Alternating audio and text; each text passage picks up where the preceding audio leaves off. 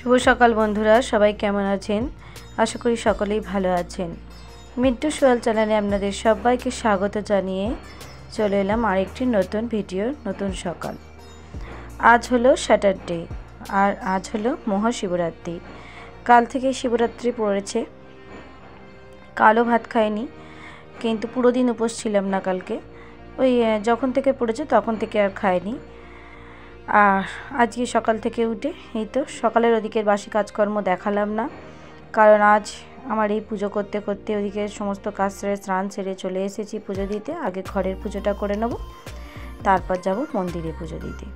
তো এখানে আমি পঞ্চামৃতটা তৈরি করে নিচ্ছি, দুধ, গঙ্গা জল, ঘি, মধু, চিনি এইসব দিয়ে। আর এখন ভোলেনাথকে একটু ঘি আর মধু মাখিয়ে স্নান করিয়ে নেব পঞ্চামৃত দিয়ে। তো দেখুন, এই শিবটা আমি নিয়েছিলাম তো অনলাইনে, তা দেখে খুব পছন্দ হয়েছিল, ওই জন্য নিয়েছিলাম। আমার শাশুড়ি মায়ের শিবের মূর্তি ছিল না, উনি পটে পুজো করতেন। ওই যে পটটা আমি এখন পুজো করি এটা ওনারই পট। তো আমি বলেছিলাম যে মা একটা এরকম আমি মূর্তি নেব, শিবলিঙ্গ নেব। তো মা বলল ঠিক আছে নিও। তো আমি অনলাইনেই নিয়েছিলাম। তো এর সঙ্গে একটা ওই যেটা থাকে আর কি সর্পনাগ, উনিও ছিলেন, কিন্তু ওটা এতটাই লুজ ছিল যে ওখান থেকে খুলে গেছে। তাই আমি ভেবেছি এটা চেঞ্জ করব করে আর করা হয়নি, যাওয়া করে। তারপরে এখন যেটা আছে সেটাতেই করছি। এটা সবই ভালো আছে, খালি ওই মাথার উপর একটা ঘটি লাগানো ছিল সর্প দিয়ে, ওটা খুলে গেছে। তো এখন একটু চন্দনের শৃঙ্গার করিয়ে নিচ্ছি বাবাকে, দিয়ে এখানে বসিয়ে নিচ্ছি আসনে। তো আজকে দেখুন আমি বাবার জন্য সাদা আসন পেতেছি, বাবার সাদা জিনিস খুব প্রিয়। আর মাকে পাশেই রেখেছি, মা যেহেতু ওই জন্য ওখানটা একটা অন্য কাপড় দিয়ে দিয়েছি সাদা কাপড়ের ওপর। আর এখন যেমন ধূপ প্রদীপ জেলে পুজো দিতে হয় ওরমভাবেই পুজো দিয়ে দেবো। আমাদের এখানে পাশেই মন্দির, তো সেখানেই যাব আমরা।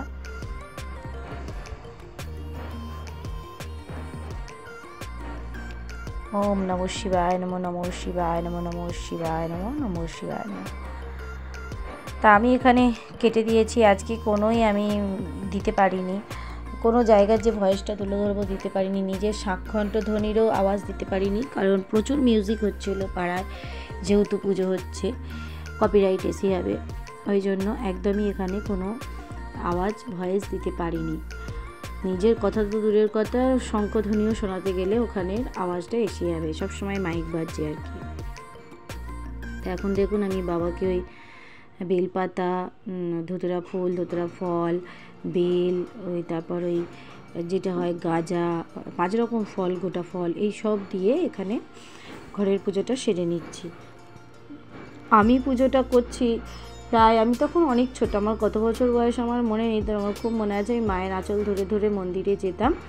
আর পুরো উপোস না দিতে পারলেও সেদিন ওই মায়ের সঙ্গে মাথায় শিবে জল ঢালতাম, প্রচুর ভালো লাগতো। আমাদের ওখানে আরও বড় বড় সব মন্দির আছে। তা 25 বছর তো হবেই, নয় করে 25টা বছর ধরে আমি এই শিব পুজো করছি। তো দেখুন আমার এই পুজো করা হয়ে গেল। মনের ভক্তি ছাড়া বাবাকে কি দেয়া আছে। স্বামী সন্তানের মঙ্গল কামনায় আগে করতাম, ছোট্টবেলায় সবার মঙ্গল কামনায় বাবাকে ডাকতাম, সবাইকে যাতে ভালো রাখে, সুস্থ রাখে, আর এখনও তাই ডাকি। আর এখন তো স্বামী সন্তানদের মঙ্গল কামনায় পুজো তো দিই। জায়গাটা যেহেতু ছোট, ভালো করে খেলিয়ে ধরে না। তো ঘরের পুজো সেরে আমি আর মিলেদি চলে এলাম মন্দিরের পুজো দিতে।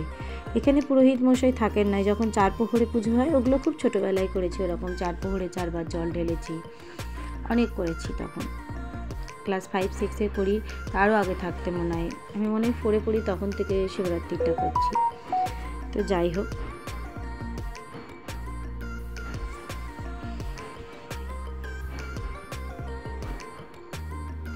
আর এখানে পুরোহিত মশাই থাকেন না, আমরা নিজেরাই ওম নমঃ শিবায়, ওম নমঃ শিবায়, ওম নমঃ শিবায় নমঃ এইরকম বলে বলে পুজো দিয়ে বাবার মাথায় জল ঢেলে দিলাম। আর বাবাকে বললাম সকলকে ভালো রেখো, সুস্থ রেখো, সকলের মঙ্গল করো। আর পুজোতে যদি কিছু ভুল ত্রুটি থাকে ক্ষমা করে দিও। তো এই আর কি, দেখুন এখানেও এরকমভাবে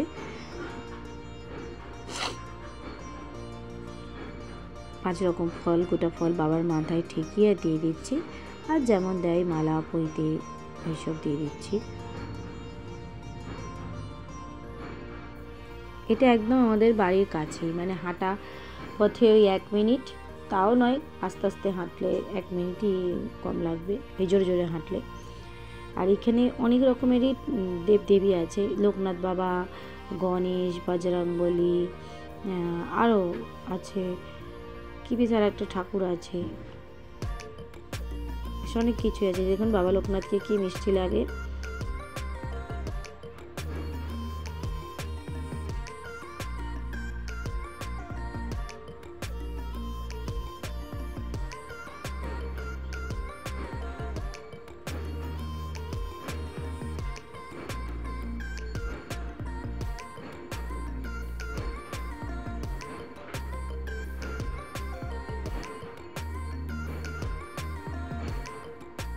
যখন কি আর একটা মা আছে মনে করতে পারছি না। তো যাই হোক, এই জায়গাটাতে আসার আমার একটাই ভালো লেগেছিল যে আমাদের বাড়ির পাশে কি সুন্দর সব মন্দির। ওদিকে আমার গুরুদেবের মন্দির আর এদিকে বাবা ভোলেনাথের মন্দির। এখন আমার মেয়েকে দিয়েও একটু জল ঢালিয়ে নিচ্ছি। বললাম মাম্মা, ও জুলজুল করে দেখছে, মাম্মা তুমি ঢালবে? বললো হ্যাঁ চলো, ওকেও একটু বাবার মাথায় জল দিয়ে দিলাম। আজকে আমাদের বাড়িতে ভাতই রান্না হয়নি, ও সকাল থেকে ওই ম্যাগি ট্যাগি খেয়ে আছে।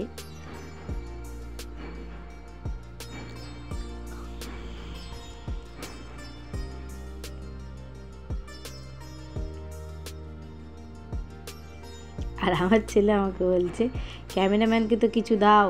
যে কী দিবি, তুই জল ঢালবি? বলছে না, ক্যামেরাম্যানকে কিছু দিতে হয়, খুশি করে দিতে হয়। মানে এত পাকা, ক্যামেরা সুন্দর হবে তবে তো খুশি করে দেবো, এই আর কি পাচ্ছি।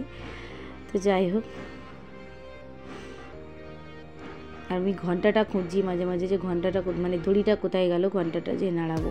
ঘন্টাও নাড়িয়েছি, কিন্তু সেটাও আপনাদের বলছি না, বেশ এটা ভয়েসটা না দিয়ে যদি ওপেন দেখাতে পারতাম তো খুব ভালো হতো, কিন্তু প্রচুর মিউজিক হচ্ছিল, গান হচ্ছিল, তার জন্য আমি দিতে পারিনি। দেখুন এখানে ধূপবাতি দিয়ে দিলাম আমরা, আমাদের পুজো প্রায় শেষ। অন্যান্য সময় মন্দিরে ভিড় হয়, কিন্তু যেহেতু কাল থেকে পড়েছে, সকাল সকাল অনেকেই এসে পুজো দিয়ে চলে গেছে, তো আমরা এখন দিয়ে দিচ্ছি।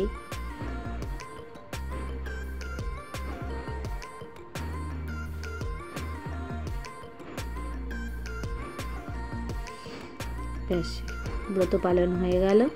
এবার আমরা ঘরে ফিরছি, আমি আর মিলিদি। এবার বাড়িতে গিয়ে একটু চরণামৃত খাবো। ও যেহেতু নেই, ছেলে মেয়েকে দিচ্ছি, আর আমি একটু চরণামৃত নিয়ে উপোসটা ভাঙবো।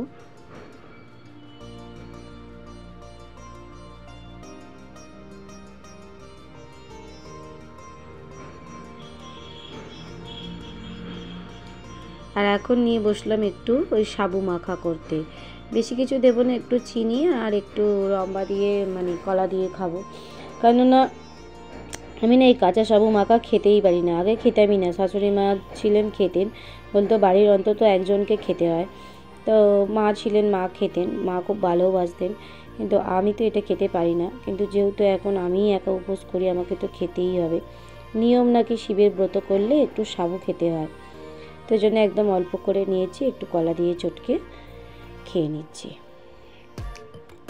আর ওই যে বললাম, আজকে বাড়িতে আর ভাত রান্নাই করিনি, কারণ লুচি ফুচি হলে ছেলে মেয়ে ভালোবাসে, ওদেরকে একটু সাবু দেবো ভেবেছিলাম। তারপর ভাবলাম না, ওদের ঠান্ডা লেগেছে, দেবো না, আরও ঠান্ডা লেগে যাবে। তা বাবা আমার থেকে তাও দুগাল খেয়েছে। আর আমি এখন একটু এই লবণ দিয়ে, সন্দক লবণ ব্যবহার করি যখন উপোস করি। আর এই তেলের প্যাকেটটা দেখুন কীরকম ফাটিয়ে ফেলেছে আমার মেয়ে, ওই জন্য বাটিতে তেলটা রেখেছিলাম, প্যাকেটটা রেখেছিলাম, ওইতেই চুইয়ে চুইয়ে পড়েছে। আর গরম জল দিয়ে ময়ন দিয়ে এখন এই ময়দাটা মেখে নিচ্ছি লুচিটা করব বলে। আমি এখন লুচি খাবো না, আমি যেহেতু আজকে স্যাটারডে, মেয়ের ডান্স ক্লাসও আছে, ওদিকেও যেতে হবে, তা ওদেরকে এখন করে দেবো, ওরা লুচি তরকারিটা খেয়ে নেবে। তারপর ডান্স ক্লাস থেকে এসে ততক্ষণে ছেড়েও যাবে শুনেছি, 5:43-এ ছাড়বে। তারপরে এসে আমি লুচিটা খাবো।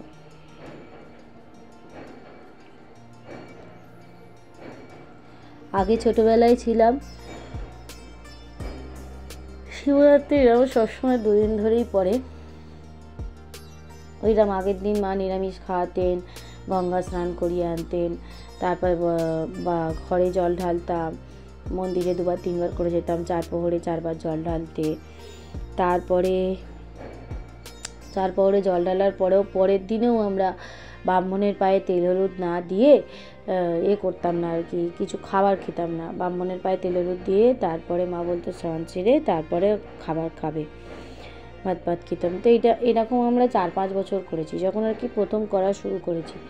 তারপর বিয়ের পর থেকে আমি আর এটা করি না। বিয়ের পর থেকে ওই শাশুড়ি মা যেমন করতেন ওনাকে দেখে দেখে ওই বলতো অত করার কোনো প্রয়োজন নেই, ওই একবারই জল ঢালবে আর উপোস থাকবে, তো ওটাই করতাম। আর এখনও সেটাই করি। আর আজকে দেখুন হলুদ ছাড়া যেহেতু খেতে হয় তরকারি, তাই হলুদ দেবো না, এই সুন্দর লবণ, একটু টমেটো আর কড়াইশুঁটি আলু দিয়ে কালো জিরে ফোড়ন দিয়ে করেছি আজকে, কোনো 5 ফোড়ন নয়, শুধু কালো জিরে ফোড়ন দিয়ে এই মানে একটু আলু চচ্চড়ি করে নিয়েছি আর একটু লুচি করে নেবো, ব্যাস আমার ছেলে মেয়ের হয়ে যাবে। বিশেষ করে আমার ছেলের তো লুচি হলে আর কিছু চায় না। আর জামা কাপড়গুলো দেখুন কোন সকালে বাসি পাট ছেড়ে কেচেছি, সেই মানে বালতির মধ্যেই অর্ধেক শুকিয়ে গেছে। জামা কাপড়গুলো মেলা হয়নি, যেহেতু স্নান সেরেই পুজোয় ঢুকে পড়েছিলাম। আর পুজোটা ঘরের করে, তাও ঘরের পুজো পুরোটা কমপ্লিট করে উঠতে পারিনি, বাইরের মন্দিরে পুজো দিতে গেছি। শিব পুজোটা করেই বাইরের মন্দিরে গেছি, এসে আবার ঘরের অন্যান্য দেবদেবীদের পুজো দিয়েছি। তারপরে এই রান্নাগুলো বসিয়েছি। দেখি না জামা কাপড়ের বালতিটা তো আমি বারই করিনি, তাও বাথরুম থেকে বাইরে বার করা থাকলে টুক করে চোখে পড়ে, টুক করে মেলে দিয়ে আসি, কিন্তু তো চোখেই পড়েনি, মেলাও হয়নি। এখন আবার সব জামা কাপড়গুলোকে ছাদে মেলতে গেলাম। আজকে কেচেও দিয়েছি, সোফার কভারটা পুরো কেচে দিয়েছি। আর রোদ্দুরের তেজও প্রচুর উঠেছে।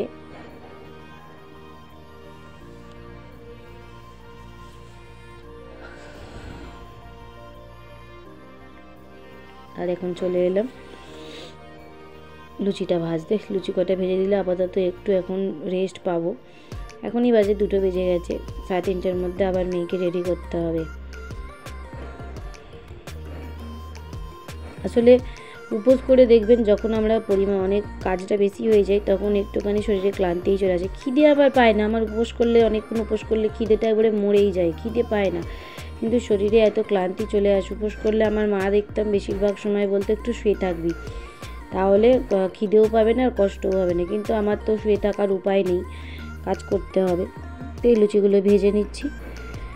আর এই তো চলে এলাম ছেলে মেয়েকে খেতে দিতে, ওদের খেতে দিয়ে এবার একটু বসবো। তাহলে চলুন বন্ধুরা, আমার আজকের ভিডিওটা এই পর্যন্তই। সবাই ভালো থাকবেন, সুস্থ থাকবেন, দেখা হচ্ছে নেক্সট ব্লগে। নমস্কার।